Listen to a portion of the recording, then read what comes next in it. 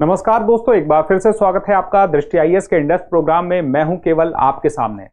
इस दुनिया में अगर कहीं पर जीवन है तो इसी धरती पर है, अन्यथा हम इतने सारे ग्रहों उपग्रहों को जानते हैं, हम गिनती भी नहीं कर पाएंगे, उनकी संख्या उतनी है।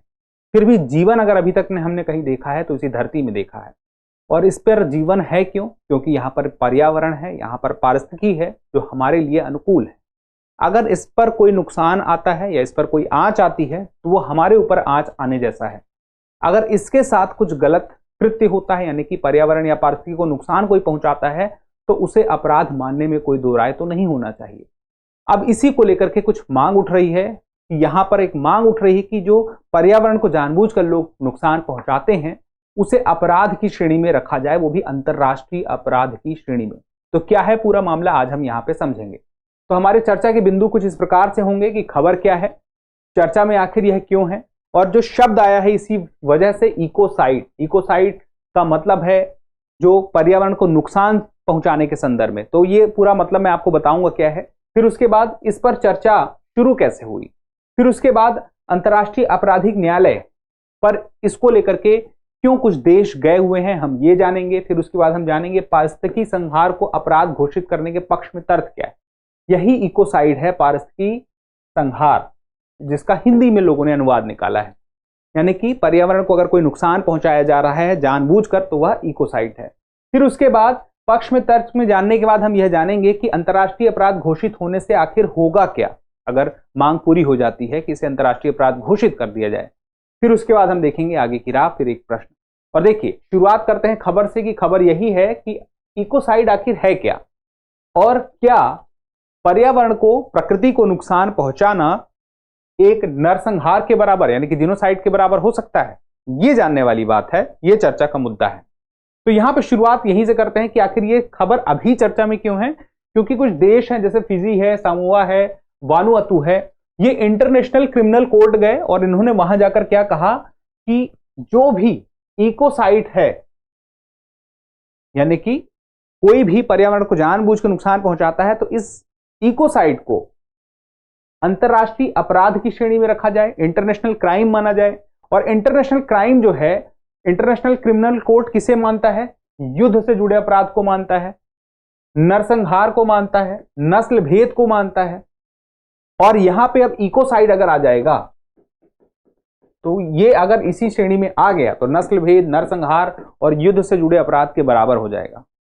यानी कि इसी वजह से इसका जो अनुवाद निकला है वो यही निकला है कि पर्यावरण संहार, पारिस्थितिकी संहार, इसके अर्थ यही जो इकोसाइड है वो हिंदी में निकलते हैं। तो आखिर ये है क्या? देखिए, पहले तो ये शब्द आया कहां से, उसका मतलब क्या है? ग्रीक लैटिन से आया है। पर्यावरण को खत्म करना कहलाता है इकोसाइड, इसी को हिंदी में कहते हैं पारिस्थितिकी संहार। अब यह जो इकोसाइड है इसकी परिभाषा पहले कहीं नहीं थी, चर्चा तो बहुत कई साल से हो रही है, लेकिन 2021 में स्टॉप इकोसाइड फाउंडेशन ने एक परिभाषा दी जिसमें कहा कि अगर किसी व्यक्ति को यह पता है कि वह क्या कर रहा है, उसको जागरूकता है कि इससे आखिर उसके इस कृत्य से क्या होगा, और उसके बाद भी वह क्या करता है, गैर कानूनी काम करता है या लापरवाही के कार्य करता है जिससे कि पर्यावरण को गंभीर और व्यापक या स्थायी हानि हो सकती है। यानी कि उसको पता था कि वह जो कर रहा है उससे पर्यावरण को नुकसान हो सकता है और उसके बाद भी उसने वह अपराध किया है, तो यह जो है कहलाएगा इकोसाइड, पारिस्थितिकी संहार। अब बात आती है कि पहली बार इस पर चर्चा कब शुरू हुई। तो पहली बार इस पर चर्चा शुरू हुई अमेरिका वियतनाम युद्ध के दौरान। और अमेरिका वियतनाम युद्ध के बीच से इसकी चर्चा क्यों निकलती है? क्योंकि वहां पे एक बात सामने आई कि जब वियतनाम में अमेरिका के सैनिक गए तो वहां की मिट्टी में उन्होंने एक एजेंट मिलाया जिसका नाम रखा गया एजेंट ऑरेंज। ये इसका खुफिया नाम था। और एक एजेंट ऑरेंज जो था एक ऐसा पदार्थ था जो वहां की जमीन से मिल करके वहां की नदियों को या जमीन को, वहां की मृदा को प्रदूषित कर रहा था। तो ये अमेरिका के माध्यम से वियतनाम की जमीन में एजेंट ऑरेंज पहुंचाया गया और उसके बाद यह चर्चा हुई। यह खबर जब आगे बढ़ी, आगे आई, और इसकी वजह से एक शब्द सामने आया, यही इकोसाइड, पारिस्थितिकी संहार। क्योंकि इससे लोगों को जितना नुकसान हुआ हो, यह जहर का काम चूंकि कर रहा था तो लोगों को तो नुकसान हुआ ही होगा, लेकिन वहां के जीव जगत को हुआ होगा, वहां के पशुओं को, वहां के पौधों को, पेड़ों को नुकसान हुआ होगा। वो नुकसान काफी बड़ा था, सिर्फ इंसानों तक सीमित नहीं था, वह प्रकृति का ज्यादा बड़ा नुकसान था। और वहीं से फिर इकोसाइड शब्द आता है।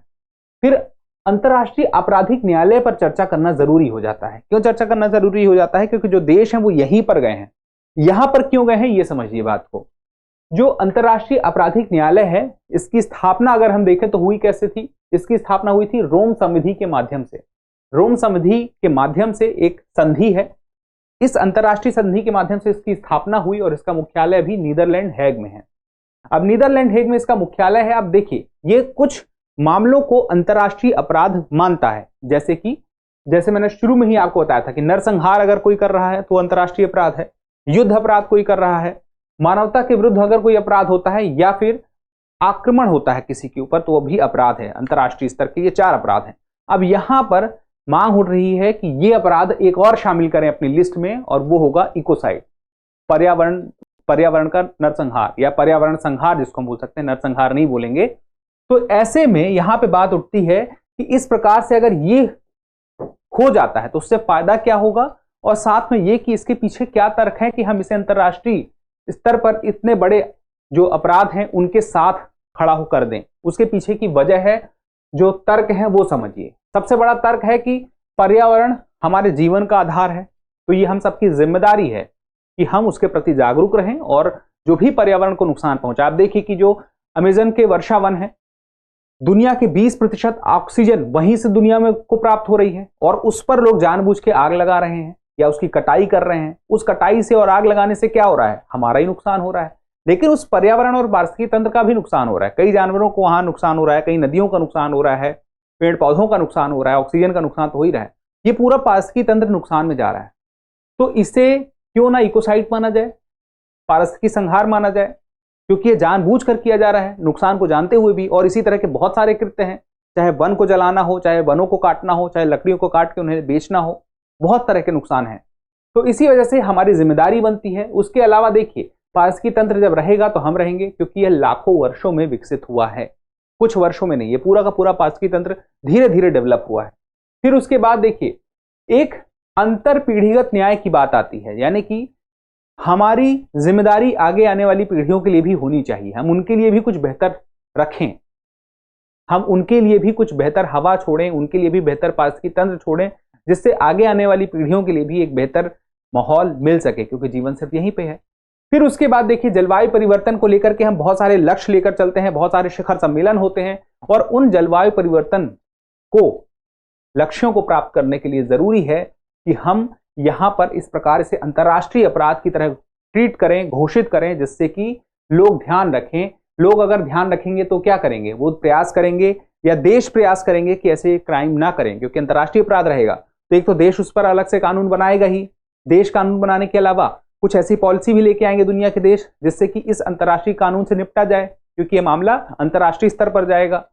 उसके अलावा लोगों में जागरूकता भी आएगी, और जब जागरूकता आएगी और ज्यादा इस बात की जागरूकता होगी कि यह करना कितना गलत है और इसका क्या नुकसान उन्हें झेलना पड़ सकता है, या फिर अगर वो करते हैं अपराध तो इस अपराध की उन्हें क्या सजा मिल सकती है। ये बातें स्पष्ट हो जाएंगी बेहतर तरीके से। तो यहां पर कुछ बातें स्पष्ट हैं कि अगर ऐसा होता है तो हमें ध्यान रखना होगा, दबाव जो बनेगा वो कहां पर बनेगा? देशों पे बनेगा, जो भी देश इससे जुड़े हुए हैं। हालांकि बहुत ज्यादा देश नहीं जुड़े हैं, बात की जाए किससे नहीं जुड़े हुए हैं, इस अंतर्राष्ट्रीय आपराधिक न्यायालय से, जैसे चीन, अमेरिका। भारत अभी इस विधि को, यानी कि संधि को अभी नहीं मानता है। आगे आने वाले समय में जब मानेगा तो चीजें और बेहतर होंगी, और ज्यादा देश जुड़ेंगे तो। और यहां पे देखिए कि जलवायु परिवर्तन के लक्ष्यों की प्राप्ति के लिए तो सहायक है ही। जो हम इतने प्रयास कर रहे हैं वो सारा प्रयास तब धूमिल हो जाता है जब इस प्रकार के हम घटनाएं देखते हैं कि बहुत सारे वन को जला दिया गया, काट दिया गया। इस प्रकार की जो घटनाएं आती हैं वो नुकसानदायक होती हैं, और इन घटनाओं में कमी आएगी। चलिए, तो अब एक प्रश्न देख लेते हैं, जानबूझकर पर्यावरण को नुकसान पहुंचाना कहलाता है जीनोसाइड, इकोसाइड, जेनोसाइड, या इनमें से कोई नहीं? तो इस सवाल का जवाब आप जरूर दीजिएगा, क्योंकि जब आप जवाब देते हैं तो हमें और बेहतर करने की प्रेरणा मिलती है। अब आपके लिए एक जरूरी सूचना क्या है कि हिंदी दिवस 14 सितंबर को है, और इस हिंदी दिवस पर हम आ गए हैं डिस्काउंट के साथ, और 40% का डिस्काउंट है।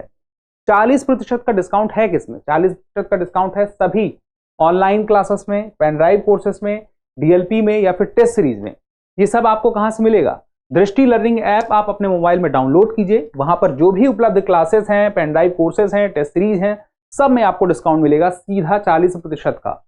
लेकिन डिस्काउंट का लाभ 13 और 14 2 दिनों के लिए है, इसी दौरान आप उठा सकते हैं। कोई जानकारी चाहिए तो ये नंबर है 87501 87501 8010440440। डिस्क्रिप्शन में लिंक मौजूद है, अगर आप डिस्क्रिप्शन में लिंक पर जाके क्लिक करेंगे तो अपनी सीट आप सुनिश्चित कर लेंगे डिस्काउंट के साथ। तो ये सारी जानकारी थी। जल्दी मिलते हैं अगले एपिसोड में, तब तक के लिए स्वस्थ रहें, मस्त रहें और पढ़ते रहें। धन्यवाद। डियर व्यूअर्स, अपने एग्जाम की तैयारी को और बेहतर करने के लिए हमारे चैनल को लाइक, शेयर और सब्सक्राइब करना न भूलें।